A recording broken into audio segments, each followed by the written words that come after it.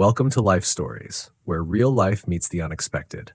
Imagine walking into a room, confident, poised, ready to take on the world, only to have someone dismiss you, assuming you don't belong.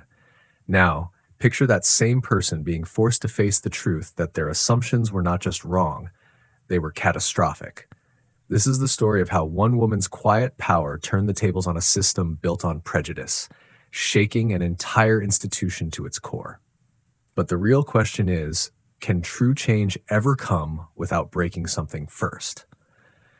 Stay with us to find out how a single moment of injustice ignited a revolution, and why the aftermath might leave you questioning everything you thought you knew about power, justice, and redemption. Let's dive in. Dr. Taylor Johnson stood at the entrance of Legacy Trust Bank, a building so iconic that its marble lobby shimmered under the afternoon sun, echoing years of unspoken power. At 42, she had learned the hard way how to move through the world, unseen, unheard, but always with a quiet grace that commanded attention. Her navy blazer, simple yet expensive, seemed to melt into the surroundings, but to those who noticed, it spoke volumes. In her hand, her leather briefcase carried the weight of years of work, investments, and empires built from the ground up. As she walked toward the front desk, the bank's new branch manager, Mark Reed, didn't look up. At least not right away. Mark was young, fresh out of business school with a glossy MBA.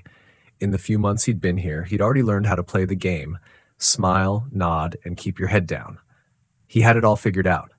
That is, until Dr. Taylor Johnson walked through the door. His eyes briefly flickered over her, then quickly dismissed her as just another customer, one who didn't belong in the well-heeled environment of Legacy Trust. He saw her dark skin, her well-worn confidence, and assumed she was a mistake, an anomaly. "Ma'am, this is a private institution. You can't just walk in here demanding things," Mark said with a smile that didn't reach his eyes. His words sliced through the air like a hot knife. Taylor paused, her breath barely a tremor. There was no anger in her eyes, just quiet understanding. She wasn't the first to be looked down upon. She wouldn't be the last. But it still stung, like the 1,000 others before her who had felt the weight of unspoken assumptions. "Is there a problem here?" Lisa Wu, the assistant manager, asked, emerging from behind the counter. She was ambitious, ready to climb the corporate ladder, and in that moment, she sided with Mark without a second thought. "This woman claims she has business with us," Mark said dismissively, his voice a mix of confusion and impatience. "She has no appointment, no documentation, just walked in like she owns the place." Taylor's calm smile didn't waver. She was used to this. She had lived through worse. "I'm here to conduct routine business, nothing more," she replied, her voice carrying an unspoken weight. As Taylor stood at the desk, Mark's eyes flicked from her to the other customers, all of whom had started to take notice. They pulled out their phones, their whispers becoming louder. This wasn't just an isolated incident. This was a spectacle. "What business could you possibly have here?" Mark sneered, his tone making it clear that he thought her presence was an inconvenience. The security guard, Rodriguez, shifted uneasily at the edge of the crowd that was beginning to form. He had worked at Legacy Trust for over 15 years and had seen it all, but something about this situation made him feel like he was witnessing a train wreck in slow motion. Taylor reached into her purse with deliberate slowness, pulling out a platinum American Express Centurion card. It shimmered in the light for just a moment, but it was enough. Mark didn't even register the significance. "Ma'am," Mark continued, louder now, trying to assert his control over the situation, "I'm going to have to ask you to leave. If you don't, we'll have no choice but to call the police." The crowd grew restless. The whispers turned to gasps, to murmurs of disbelief. "Are you seriously kicking her out?" Sarah Thompson, a local blogger with 40,000 followers, whispered to her camera, which was now streaming live. The numbers on her feed jumped from 200 to 5,000 within seconds. Taylor didn't flinch. She reached into her purse once more, her movements unhurried. With a quiet precision, she pulled out her sleek phone, its custom case emblazoned with the initials TJ. She didn't need to speak a word. The phone rang once, then twice. "This will clarify everything," she said, her voice calm and steady, with a certain finality that cut through the growing tension. Mark's laugh was forced, nervous. "Who exactly are you calling? Your lawyer?" He scoffed. Taylor smiled. "Someone who actually works here." For a brief moment, everything froze. The atmosphere in the bank had shifted, like a pot simmering on the edge of boiling over. The phones were still recording, the cameras still flashing, but now the anticipation was palpable. 90 seconds, Taylor said softly, glancing at her watch. She was not in a hurry. She had all the time in the world. And then, like a scene from a movie, the doors to the lobby opened, and a man rushed in, his disheveled appearance speaking volumes. James Peterson, the regional vice president, stormed toward Taylor. As soon as he saw her, his face drained of color. His eyes widened, and a sudden recognition hit him like a punch to the gut. "Dr. Johnson," he said breathlessly, "I am so incredibly sorry. I had no idea it was you." Taylor's smile deepened, the kind of smile reserved for those who knew just how much power they held. "You still don't," she replied, coolly.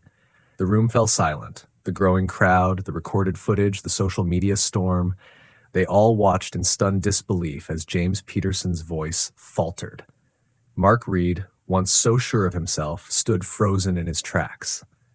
"You didn't think I belonged here, did you?" Taylor continued, her voice cutting through the tension like a scalpel.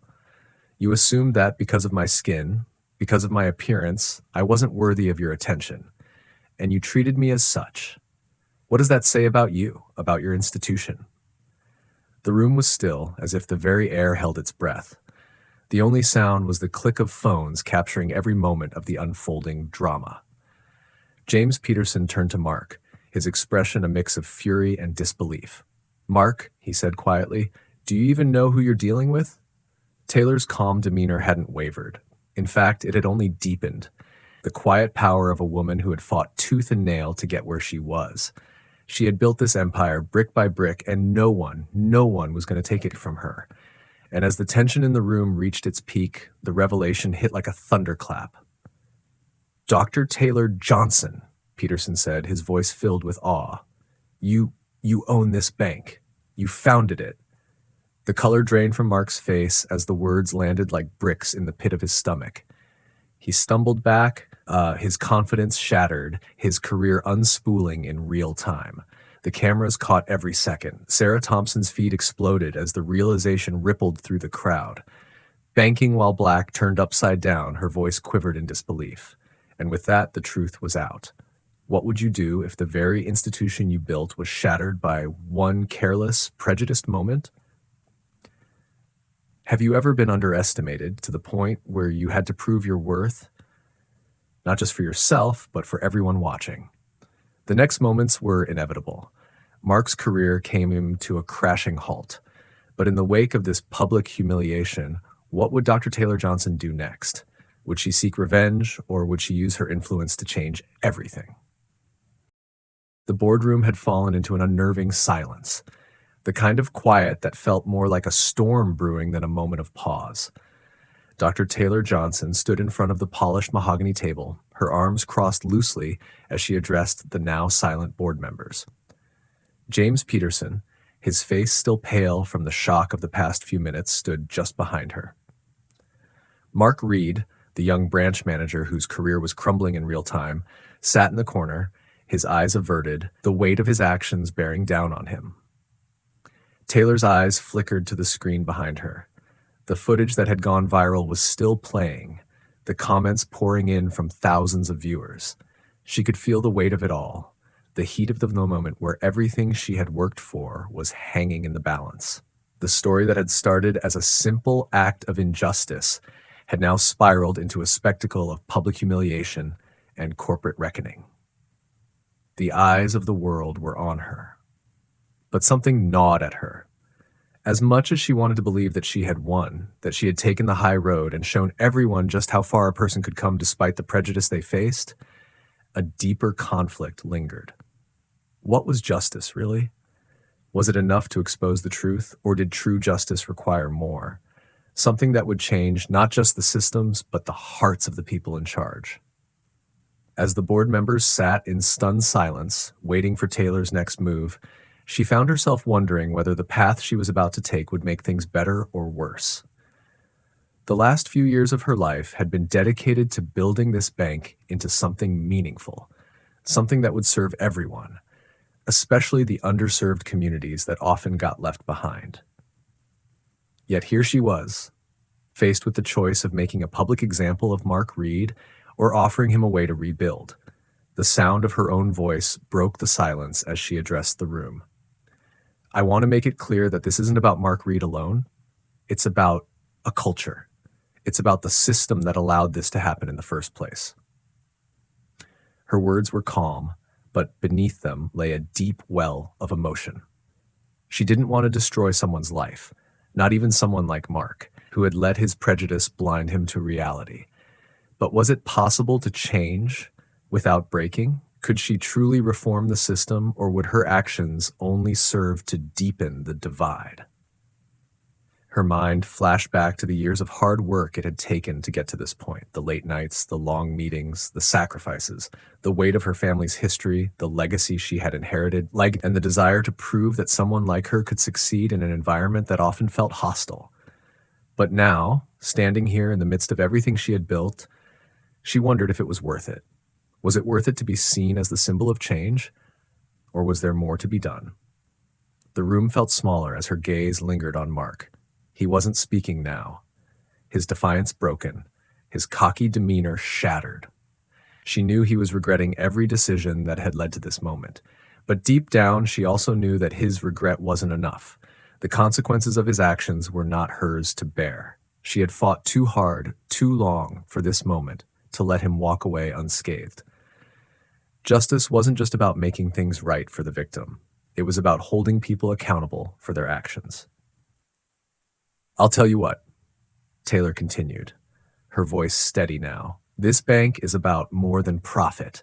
It's about integrity. It's about respecting every person who walks through our doors, regardless of their background, their appearance, or their bank balance. She let the words hang in the air. The board members exchanged uneasy glances. But change doesn't come easy. It never has. We're going to put measures in place, not just for the future, but to address what's happened here. We're going to create an environment where people like Mark Reed can learn from their mistakes and grow, but only if they choose to. But let me be clear. I won't allow anyone who perpetuates these systems of oppression to hide behind ignorance or arrogance anymore. The air in the room seemed to crackle with the weight of her words. It was a declaration, not just to the board, but to the world. She wasn't going to settle for half measures. This was a turning point, not just for the bank, but for the industry, for her, for everyone who had ever been told they didn't belong. But as she looked at the faces around the table, she felt something unexpected stir within her. Was this what she really wanted? Was she ready to carry the weight of this transformation on her shoulders? The path ahead was fraught with resistance, with doubt, with 1,000 battles to fight. There was no turning back now. She had made her choice. The camera flashes from the earlier footage still lingered in her mind. They were out there, watching her every move, waiting for her to fail, to falter. But she wouldn't. She couldn't. If she did, everything she had worked for would be lost. James, she said, her voice calm but firm, I need you to implement these changes immediately. We are going to start with bias training, monitoring systems, and a complete audit of our hiring practices. If we're going to lead, we need to walk the walk, not just talk about it. James nodded, already pulling up notes on his tablet. He understood the gravity of what Taylor was asking. Of course, Dr. Johnson, he said, his voice filled with resolve. And Mark, she added, turning her gaze back to the defeated manager, you have two choices, resign now with severance or stay and work through these changes with us. The latter is a test of your character. Choose wisely. Mark didn't speak. He simply stood up, his shoulders slumped, his fate sealed. There was no more bravado, no more deflection, just silence. The board members began to murmur among themselves, some nodding in agreement with the course Taylor was setting, others visibly uncomfortable with the hard decisions that had been made. But for Taylor, there was no hesitation. The stakes were too high. As the meeting came to a close, Taylor stood and walked toward the door, leaving behind a room full of people who had just witnessed something that would change them forever. Her phone buzzed in her pocket, but she ignored it. There would be time for that later. Right now, she had work to do. How far would you go to make sure justice is served when you've been pushed to the edge? Can you ever truly forgive someone who has caused irreparable harm, or is the path to change only possible through consequence? The weight of her decisions hung in the air as she stepped out of the boardroom, the future of Legacy Trust Bank now forever intertwined with her own. The real work had just begun. Taylor stood at the window of her office, staring out at the bustling city below. The streets, teeming with life, seemed oblivious to the storm that had passed through the walls of Legacy Trust Bank just hours ago. A storm that, in many ways, had changed everything. As the sunlight flickered through the glass, casting long shadows on the polished floors, she couldn't shake the weight of what had transpired. The decisions she had made, the paths she had chosen, and the consequences of it all. Her mind kept returning to that moment, the moment when Mark Reed had tried to push her out of her own bank. It felt like a distant memory now, but it had ignited a fire within her, one that had propelled her into action.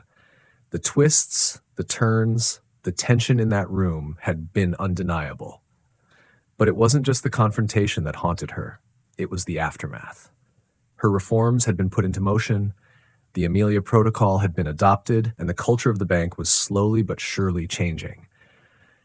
The feedback had been overwhelmingly positive. Employee satisfaction was up, complaints had decreased significantly, and the diversity initiatives were beginning to bear fruit.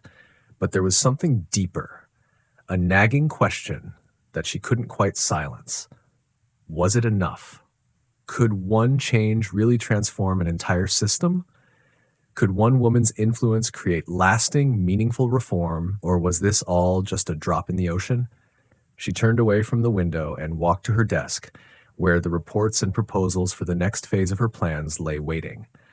But as her fingers hovered over the papers, a voice interrupted her thoughts. It was James Peterson, the same man who had stood beside her in the chaos, his face showing the exhaustion that had accumulated over the past few weeks. "Dr. Johnson," he said softly, hesitating at the door. "I've been thinking about everything. The changes, the fallout from Mark's actions. You were right to hold him accountable, but it's clear now that this isn't just about one man's mistake. It's about an entire culture, a culture that's been allowed to thrive for too long." Taylor glanced up at him, her expression unreadable. "You're right, James. This isn't just about Mark. It's about all the Marks that came before him, the ones who were allowed to do whatever they wanted because no one ever questioned them. This is bigger than any one person. It's about creating a system that holds everyone accountable, regardless of their title or their position. And yes, it's about changing the very foundation of the way this bank, and perhaps even this industry, operates." James nodded, stepping into the room and sitting across from her. "And what about Mark? His resignation was the easy part. But I saw the way he looked when he walked out of that boardroom. He wasn't just embarrassed, he was broken. I don't think he expected this. None of us did." Taylor's gaze softened. It wasn't about breaking him, James. It was about making him understand the weight of his actions.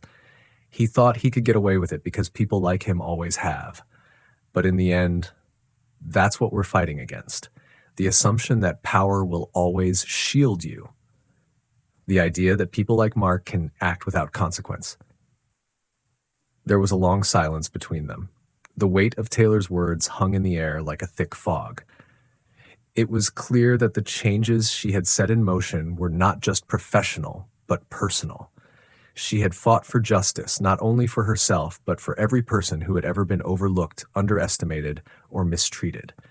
Yet, as the days passed and the changes began to take root, she couldn't escape the nagging feeling that something was missing. The truth was, she was still haunted by the idea that she had to fight for every inch of respect, that her worth had to be proven time and time again. It wasn't that she didn't believe in the reforms. She did. But she also wondered if it would ever be enough. Could real, lasting change ever come from a place of power, Or would it always be limited by the very systems that had created it in the first place? Her thoughts were interrupted by a knock on the door. It was Maria Gonzalez, the newly promoted branch manager, a woman who had proven herself time and time again. She walked in, holding a stack of reports and wearing a calm, determined look on her face. "Dr. Johnson," Maria said, sitting down across from her. "I wanted to talk to you about the progress at the downtown branch. The staff is behind the protocol. They understand the importance of it now, and the results are undeniable. Customer satisfaction is up, complaints are down, and we're starting to see real change. It's working. The culture is shifting." Taylor looked at her, a faint smile tugging at her lips. "I'm glad to hear that, Maria. You're doing incredible work. But you know as well as I do that this is only the beginning. We can't rest on our laurels just because things are improving." Maria nodded, her eyes reflecting the same fire that had driven Taylor all these years. "I know, we've got to keep pushing, but I wanted to thank you for your leadership, for believing in us, and for showing us that change isn't just possible, it's necessary." The words hit Taylor harder than she expected. She had spent so long proving herself, so long fighting for the space she occupied, that she had forgotten what it felt like to be seen, to be truly recognized for the work she had done. For a brief moment, she let herself feel the weight of that recognition. It was a rare gift, one that she didn't take for granted. But as the conversation continued, the weight of the world seemed to press down on her once again. She had created a ripple, but could that ripple truly become a wave? Could the changes they had implemented truly transform an entire industry, an entire culture? The room seemed to grow smaller as she thought about it. The stakes were higher than ever, and with each passing day, the pressure to make a lasting impact weighed heavier on her shoulders. But then she thought of the people she had helped: Maria, the employees at the downtown branch, the customers whose lives had already begun to change. And for the first time, she realized that change didn't always have to be monumental to be meaningful. Sometimes it was enough to start with one person, one institution, and build from there. James stood up and walked toward the door. "You've made a real difference, Dr. Johnson. Don't lose sight of that." As Taylor watched him leave, she felt something shift within her. She wasn't done yet. There was still so much work to do, but now she understood that change was never about perfection. It was about progress. And that was enough. How do you define true change? Is it the small moments of progress, or is it the grand gestures that shift entire systems? 100 if you love this story. Where are you watching from? Please share this video with your friends. Thank you for watching Life Stories.